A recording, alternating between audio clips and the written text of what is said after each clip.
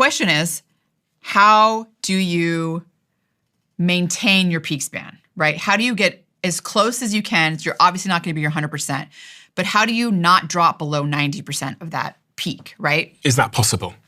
First of all, is it possible? And I would say for some organs, no. Which organs are that? I don't think a reproductive life expectancy for a female, I don't think you're going to be having babies at 80 years old without actual medical intervention.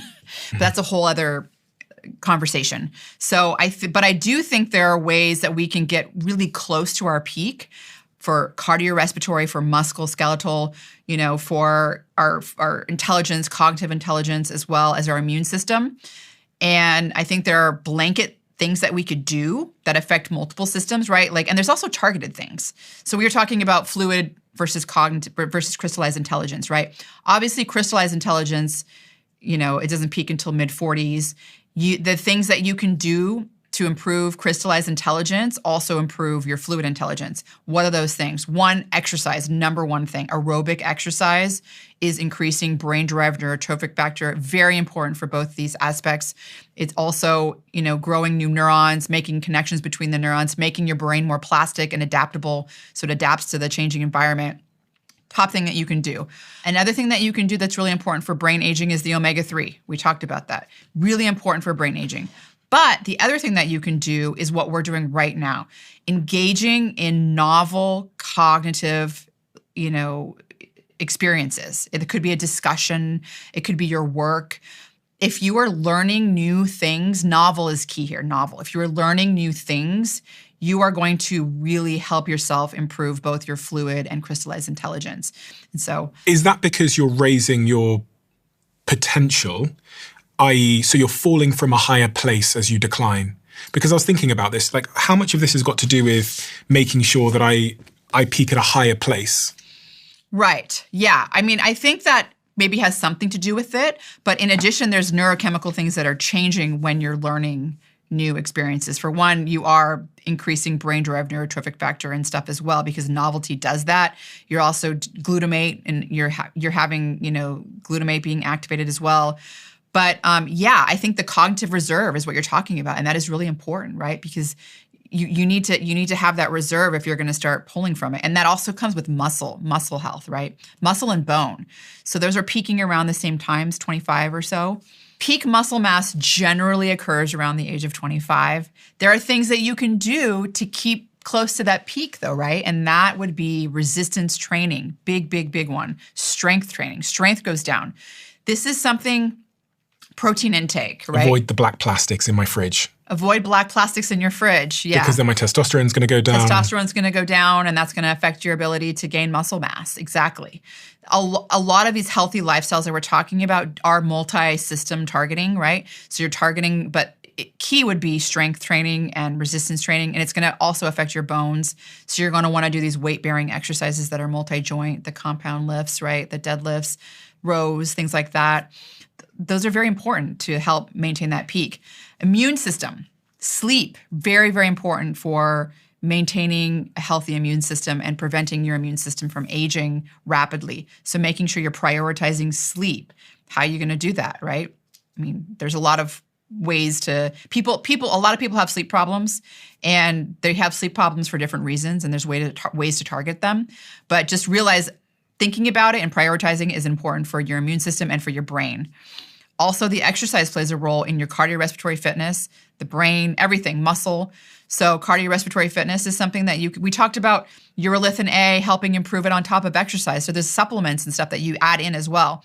But this idea here is really that we can do things in our life that are healthy to help maintain that peak span, to get us not just free of disease, but close to what we were peaking. And I do think it's possible. We talked last time I was here, we talked about that study. You exercise 5 hours a week, do some high intensity interval training in there, and you can reverse heart aging by 20 years. That's incredible. It's crazy. Right? It's so crazy. So, and you're also saying that listening to the Diary of a CEO obviously is therefore good for... Right. It's good for cognitive, your fluid intelligence and your crystallized intelligence. It's good for learning new things, right? that's... So you would prescribe it? Yeah. Yeah. Especially the episodes I'm on.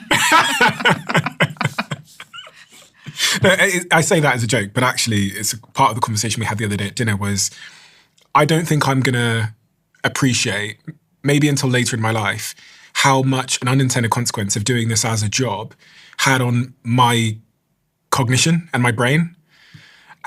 And it's like not something that I would notice, in the moment, but over time, doing this 2 times a week for sometimes 8 hours a week, learning something new, being forced is a strong word, but having an obligation to learn something new for 8 hours a week for my entire adult life. Mm-hmm. It's great. I mean, it's one of the best things that you can do for your brain. That's why learning a new language is associated with a rapid, decrease in Alzheimer's disease risk. You're working your brain. You're learning new things. It's so important. One of the worst things that someone can do is retire and just sit and watch TV, right? I mean, that's like the worst thing. You're rapidly gonna decline and get dementia. We've got to talk about AI in this conversation. Oh my gosh. Because I actually woke up this morning and I got a message. Look, I'll check with him that I can put this in before I say it out loud, before it's published. But I got a message from my chairman, Nicky. Nicky's an incredible man. He's, 25 years Boston Consulting Group. He's seen it all. And he said to me that one of the things he's thinking a lot about at the moment is how across our, businesses, but just generally in society, how AI is going to impact critical thinking and what that then might mean for our teams, our executives, etc. So this is a conversation I was having this morning with him. And it's also something I've noticed. There are certain people I interact with now where I do not feel at all like I'm dealing with their brain. I feel like I'm dealing with what came out the other end of a ChatGPT prompt. Yes. Good, bad, indifferent. Like, I don't, Yeah, it's an interesting and important question, Stephen, because I've been thinking a lot about what with AI, it's changing so much. And the question is, like, do you focus on, the negative parts and the short-term parts? Do you focus on the potential benefits that could be great and grand? And I do think a lot of it is people are worried about things like, oh, AI is going to take all of our jobs. Oh, we're going to have brain rot because we don't use our brains anymore. And those are concerns to have, but there's also a lot of exciting things to think about. I also worry about the brain rot part where it's like, well, okay, these people aren't critically thinking for themselves. I've seen I can spot AI a million miles away, right? And part of it is if AI is accurate and people are more easily accessing the accurate information and they're learning it, that's great. Like, that's what it's supposed to be there for, right? I think that's a big if, right? If.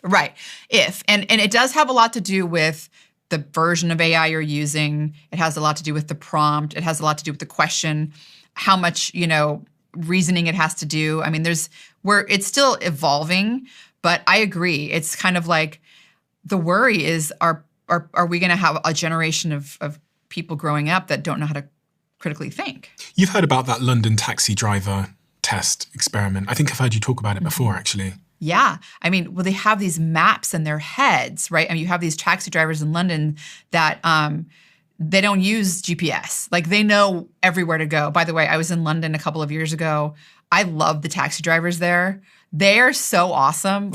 They're just different. They're totally different than... For anyone that doesn't know, and I'm absolutely going to butcher this, to become a London taxi driver, you have to take a test for many, many years. You have to learn for many, many years. And you have to learn like every street across London from the top of your head without using GPS. That's incredible. So yeah, when you get in a black cab in London, it's amazing. You can go, I kind of want to go to, and they go, got ya. They know everywhere. Yeah. They have maps in their brain. I mean, think about the cognitive reserve they have. Think about all the things they learned and the spatial memory and all that. And do these guys ever get Alzheimer's disease? I don't know that they do. I mean, there's studies out there showing that these types of taxi drivers do not get Alzheimer's disease. They have to learn 25,000 streets, and it's called the knowledge. And they have physically larger hippocampus centers in their brain, which is the memory center. And I like to extrapolate, if I may, and think that all this cognitive learning that I do daily and that you're doing by talking to guests from all sorts of fields is also you're learning things. Right? It's not just you're interested in things and you're learning them. And it really is also a type of brain exercise. And so I think that this is ultimately what we were getting to is basically, we're going to talk about AI because I know we got to get there, but is essentially if you can engage in intellectual types of activities or anything that's going to exercise your brain, whether it's learning the map of London or it's learning about mitophagy, whatever it is, it's really good to engage in that novel learning. It's really good for your brain. It's working your brain out. I've been thinking a lot about this. I've just come back from South by Southwest and every conversation was about bloody AI. I was there too. Oh, really? They were asking me a lot about AI. So before I went on stage, I was looking at some of the studies and I concluded that at the moment we are in society, there's going to be a bit of a bifurcation of people. One group is going to take the path of least resistance with AI, which is they're going to defer their thinking to AI, which is, one of the things I learn from people like you often is that if you don't use it, you lose it. And that part of their brain, whatever it is, will begin to atrophy to some extent. And I think there'll be another group of people who will, just like we go to the gym now because we have to, because our lives are so easy, they will go to like the mental gym, which means they will set aside time to intentionally solve difficult cognitive problems or challenges. And I literally have said to some of my executives, we'll have a moment where we're talking on WhatsApp or Slack, and I'll literally say, let's try and solve this problem with our brains. Because I believe that solving this problem with our brains will create a deeper understanding of the first principles of the problem, not the just surface level 1 + 1 = 2, but like, what is one? Mm-hmm. What is a number? And this is the difference. Like AI can give you the answer, but it's not going to give you the foundation so that you can solve other problems in the future. Because if I never told you what the number 1 was, you would never in the future be able to use it yourself. All you'd know is 1 + 1 = 2. But there's foundations, like what are numbers, what is 1, what is 2, what is plus, that you need to understand to be able to do 1 + 2 = 3. And one of the studies I looked at, which has been heavily discussed, was from last year. And it found staggering memory cost using generative AI.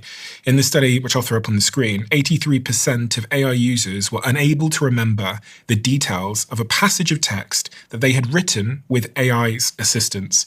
EEG scans showed that brain connectivity was almost halved when individuals outsourced their thinking to AI compared to writing manually, which created cognitive debt.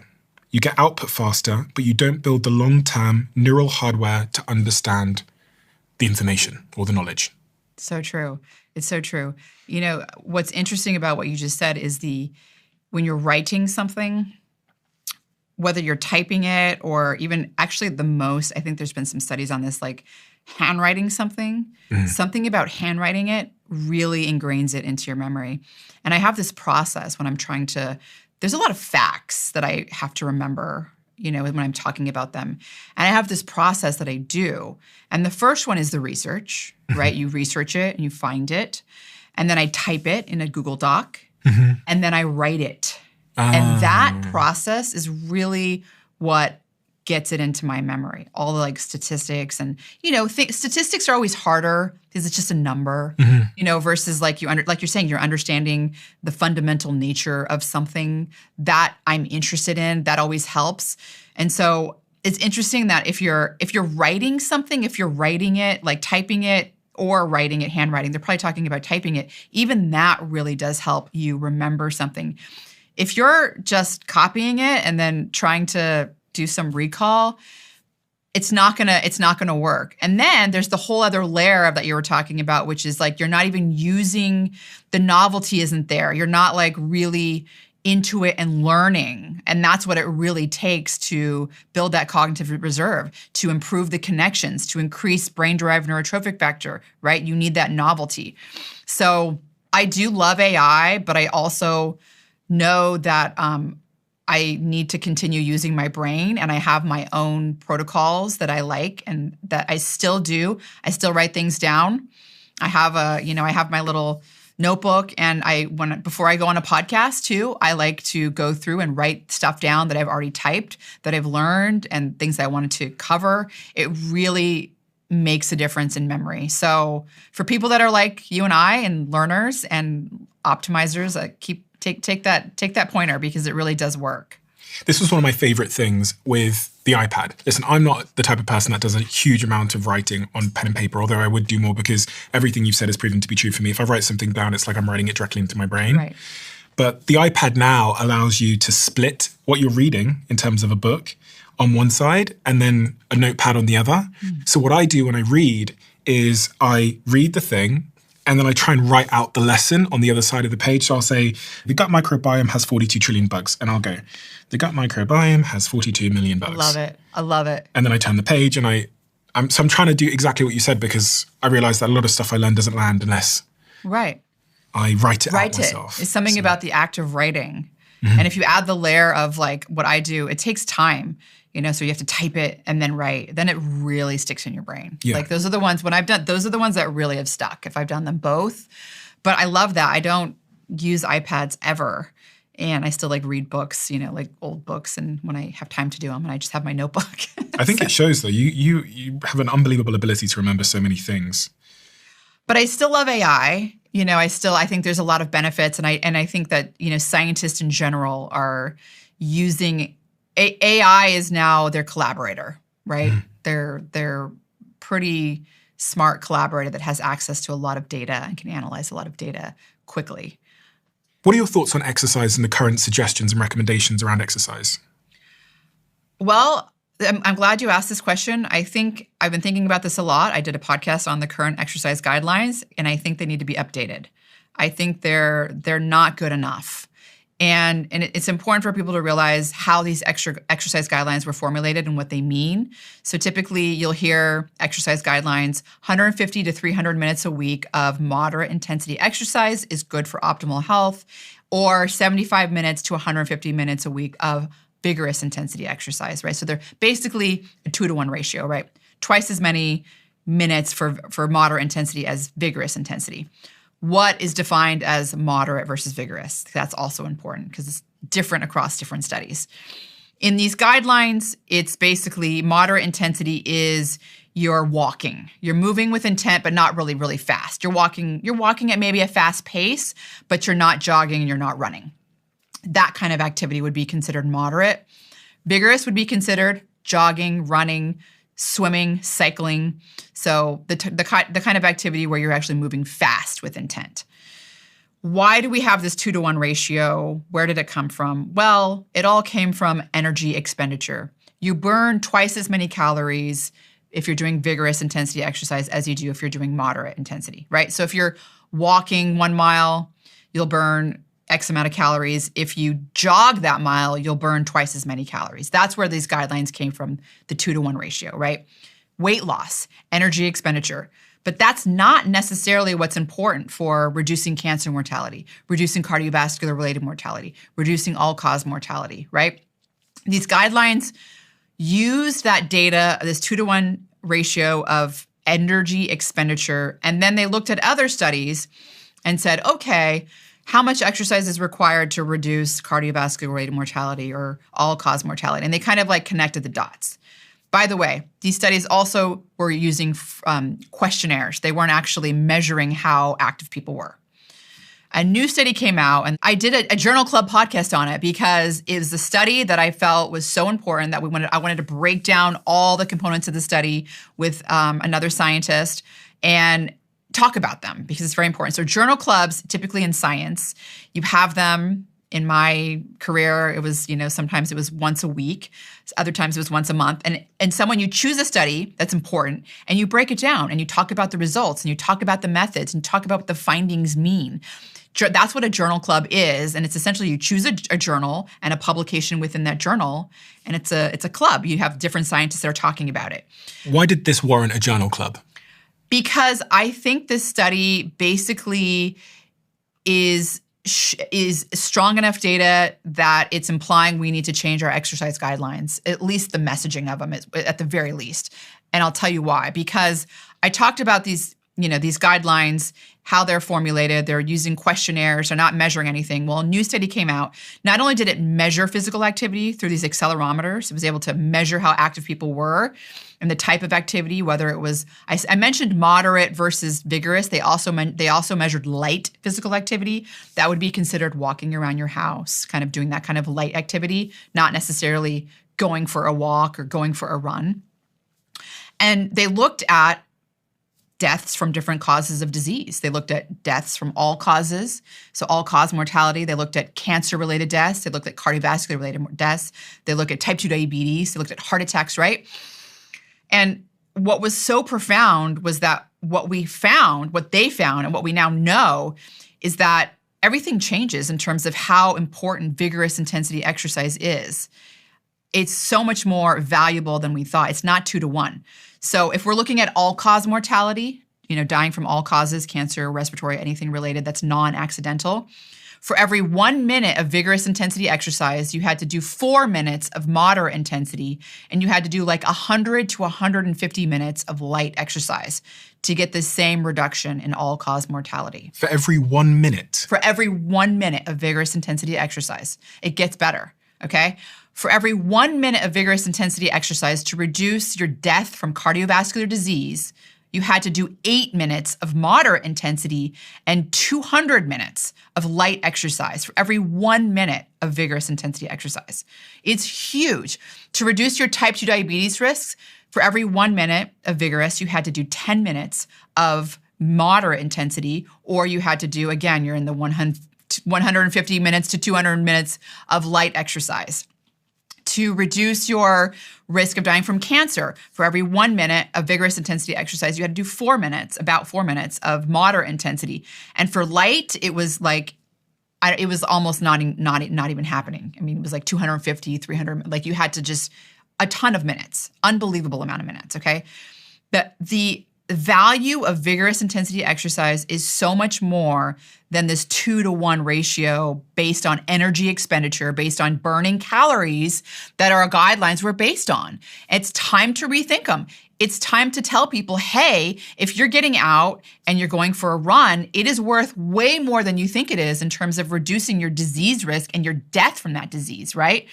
Also, what was really interesting about this study, and this goes back to this exercise snacks that we talked about before last episode, is that because participants were wearing these accelerometers on their wrist, they were able to measure all physical activity. Let's say you have a new puppy and you're sprinting in the yard and playing with them for a minute or 2 minutes or 3 minutes or whatever, not 30 minutes in the gym, right? Or not 30 minutes on the treadmill, but you're just a short burst. Or you're playing with your grandkids or your kids and you're playing tag, whatever. Those moments count. They really add up. And that is also a take home from this study and other studies, is that you can actually get massive benefits from the sprinting, the vigorous exercise, 1 minute, 2 minutes, 3 minutes. Women that did 3.5 minutes of just this vigorous types of exercise per day lowered their cancer risk by 40%.